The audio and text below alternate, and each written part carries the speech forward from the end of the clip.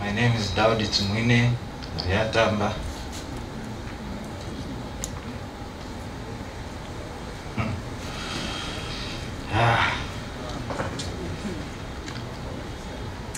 And this is a son's eulogy about his father.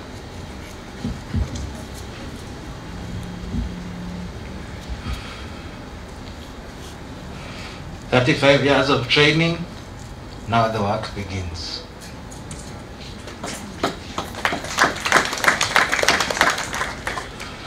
I'm 35 years old. I've been trained by the best commander. Now the work begins.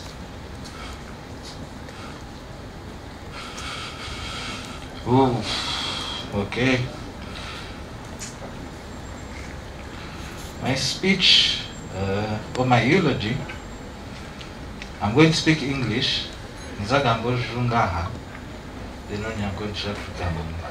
so that we have the benefit of knowing what my father was to me and what he was to everyone. Who he was. Elly Tumwine. There was none like him, and there will never be any like him. And that was his belief, that everyone was unique, that everyone was special, that because everyone was different, that's what made them special. He was God's child, a firm believer. He was a general of the NRA, UPDF. He was a husband of one, Jolie's husband.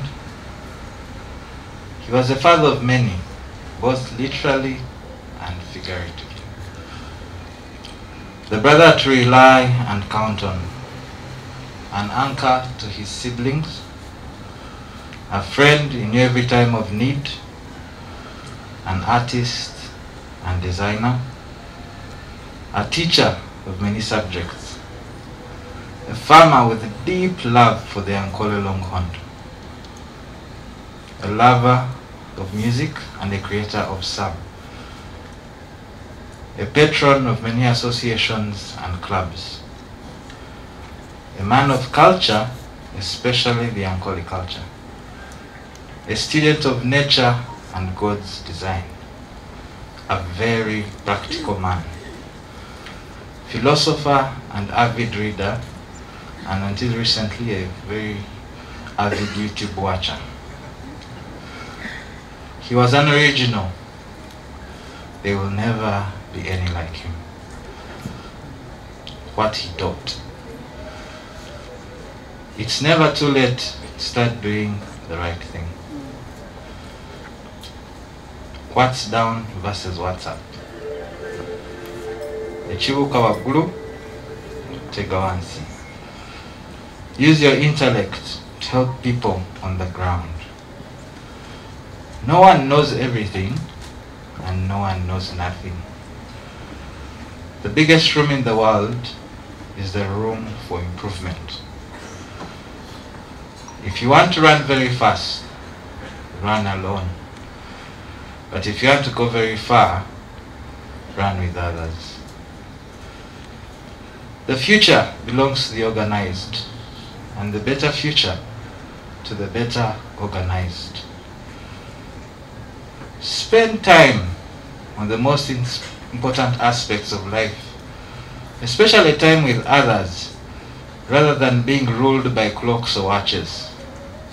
People have lost time for others and for enjoying the wealth they have. The fresh air, the sunshine. People have lost time for these. Now, what the last 2 weeks were of his life for me.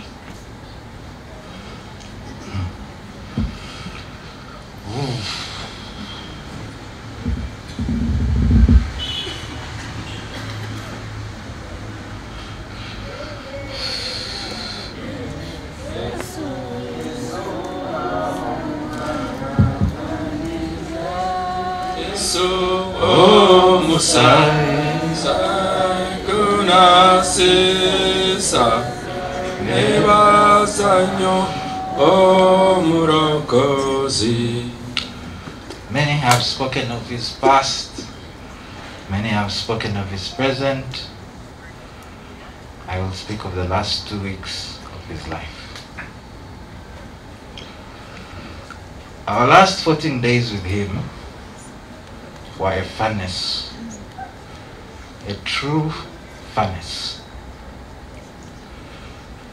where I, Mami and Brenda, and those who joined us later, Edna, Sheila, Cynthia, were tested to our cause. We had never gone through any training like this. I had read of the US Navy SEALs, considered by many as one of the most elite soldiers in the world. They have 5.5 days of intense training, also known as Hell Week. It is the hardest and most grueling week in their training. In the few or many years of my life, these 14 days were that for me, and I was not a Navy SEAL. To see your father look at you,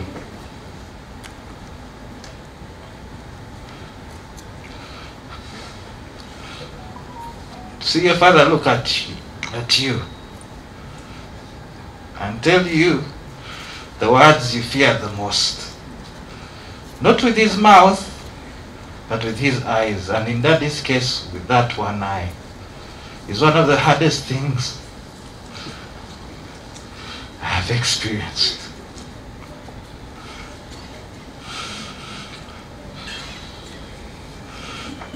To come day after day and see that look, that face that carried a smile and hearty laughter, be the same face that told you his last words and love, all wrapped in one, was truly a tough one.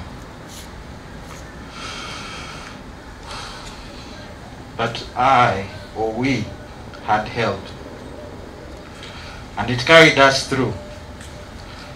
Who was this help, you wonder? It was not a man, no medicine, no intellect, none of that, nothing. It was the one and only Almighty God. He used men, medicine, and intellect, as well as time, to show us who is truly in charge. Even to the end, he did not forsake us. Even to this very moment, he has not forsaken us. We had our own motto during this time. It was something we learned during one of our many morning devotionals. God is with us and God is working. My observations and conclusions. 1. In the end, all roads lead to God. No matter who you are or what you do, it begins and ends with Him. 2. Family is God's first choice for the people you should think with, plan with, and do most of the things in this world with. Taking the best responsibility for families and work, in whatever way you can, is more important than being perfect. 4. Who my father was, I cannot be, at least not by myself. That's a task for all of us standing here, and some of you listening to the sound of my voice. He believed that everyone was unique, and it's that differentness that made us all special. In his own eulogy to the late Jacob Olanya, he wrote, and now we're going to read to him. He has left a gap in our lives in many positions. The challenge for all alive, which is all of us, the challenge for all alive is to fill that gap in a small or big way. Fill his gap not as him, but as you in your own way. Let us do our best to add to his foundation. Let us add to his ideals. Let us improve where he left. Let us achieve his vision to which he devoted his life. let us make the best of what Elly Tumwine stood for. 5. 2 stories, different endings. One famous story that he has told was one of his mother, and how before she got operated, she said a prayer. She whispered a prayer. And the prayer was this: God, if it is your intention that my work is done, then take me. But if you think I still have purpose in this world, then allow me to live to do it. I assume he said the prayer the same way. He fought the good fight, he finished the race, he kept the faith. The second story, the one of his father, just like the one I'm telling of my father. The day he was admitted to university in Makerere, 2 things happened. One, the boom, as it was called that time, was scrapped off, or the facilitation that you'd get from government for university. But the real kicker, the real hard one, was the day he got his acceptance letter to Makerere, was the day he got another letter that his father had died. Famous in the Tumwine household is what he said next: I will manage.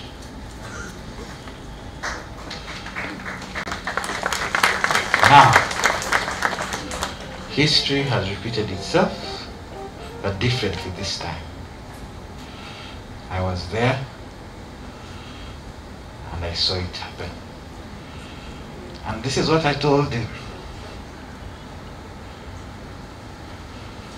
we will manage.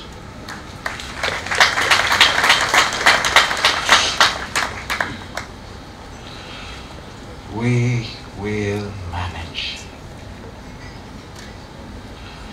We saw what it meant for him to do it alone.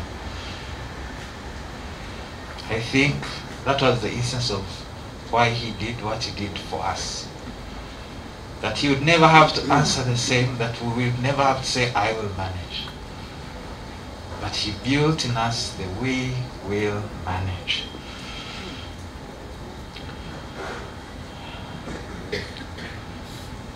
Daddy told we were not just father and son, we were friends, real friends. One time we failed to find accommodation. I remember it was in Nyantonde, one of those late night trips from the farm. And we found only one place open with one bed. And we shared it. And what will never leave my mind or heart is, instead of sleeping, we start a conversation. We're all in vests and boxers, and don't think of the image, just focus on the story. So then we start to look at photos of the cows we had taken from the farm. And then the stories just kept going. That day, I experienced the love that I've only dreamt of, that I've only wished for, that I've always worked for.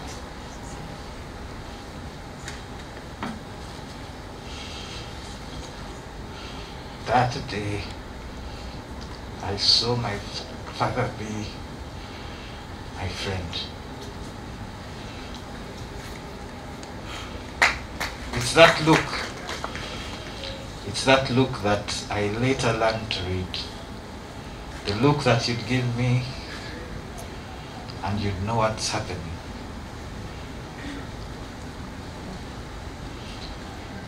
The last words he was able to say I had gone into the room.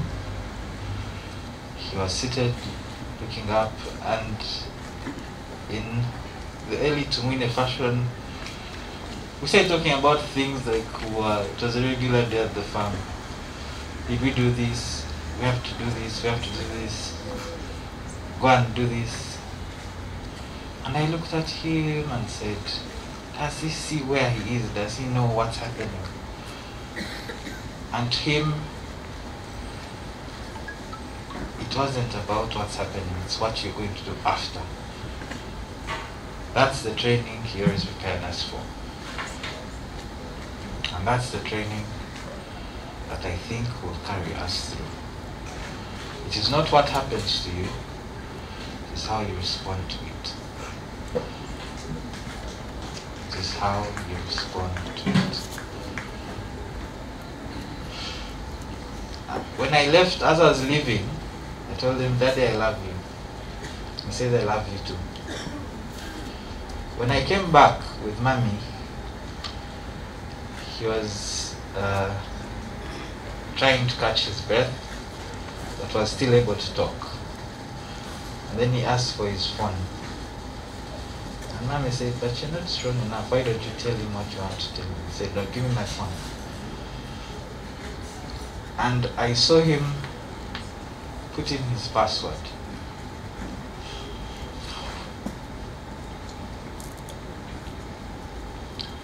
And I knew that he knew that things would go worse. And I remember Mommy, we both said, Daddy, we can do it for you. He said, Dada. And we said, this man is still in there. And he put in, then paused. And I saw him struggle. I saw his face pause. And I looked at him and took it away. I later knew for what that was.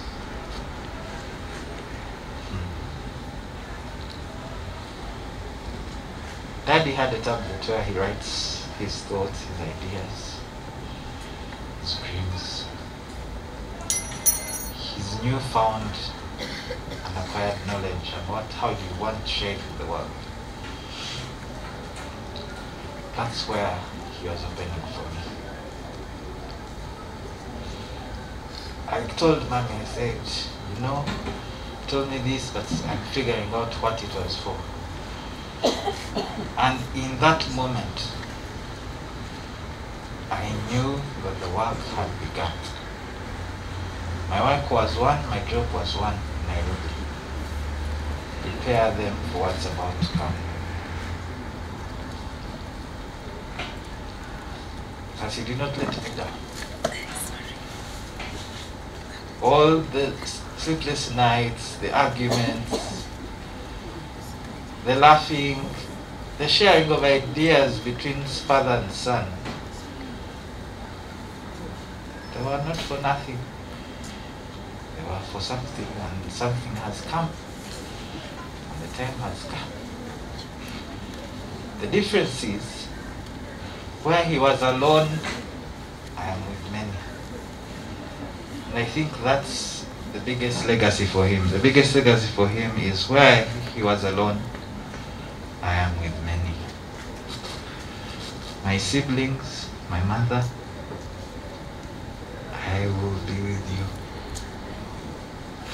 We will manage.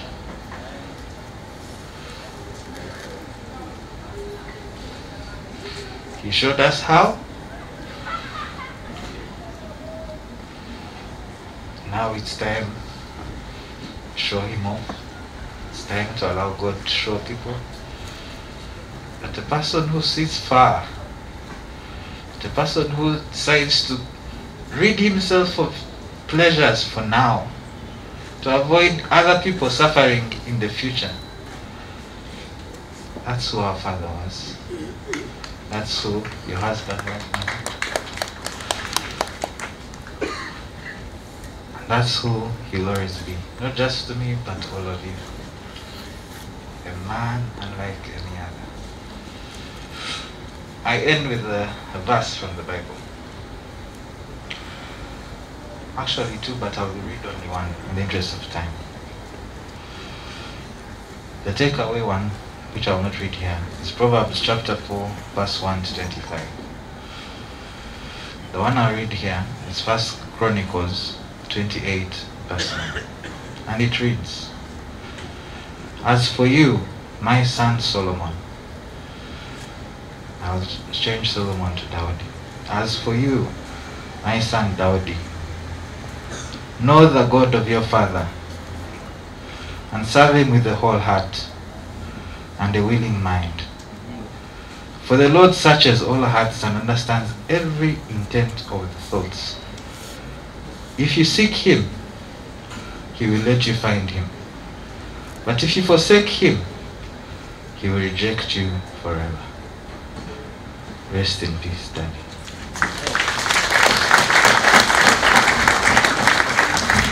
Nanyini nnyumba eno yeesiimye nnyo lwa nsonga nti eno biodigester era emigaso gyayo egigirimu gyagenda ofuna.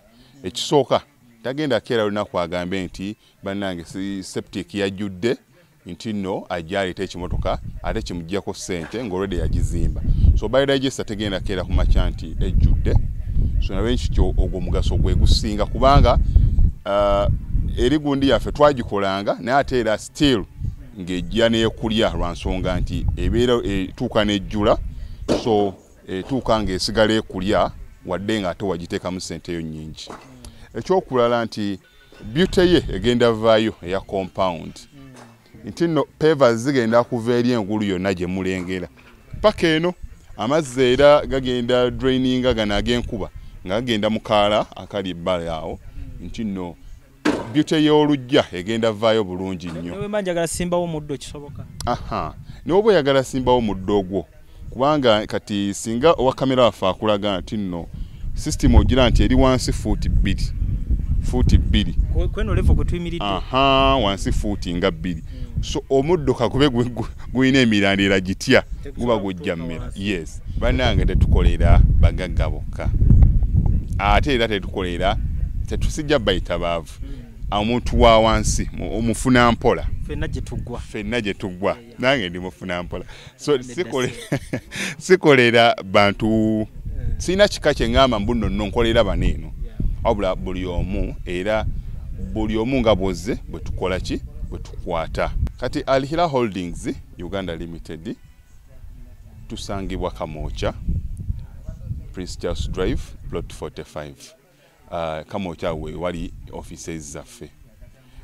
Tuyina namba z'amasimu esooka ya Airtel 07017669992 neya MTN 0789224230. Abasinga batumanyira mu biodigester kuba bwe tuvudde nnyo mu kamera naye nga baklanti baffe abapya n'abakadde bagenze bakitegeera nti no ne general construction yenna mwetuli.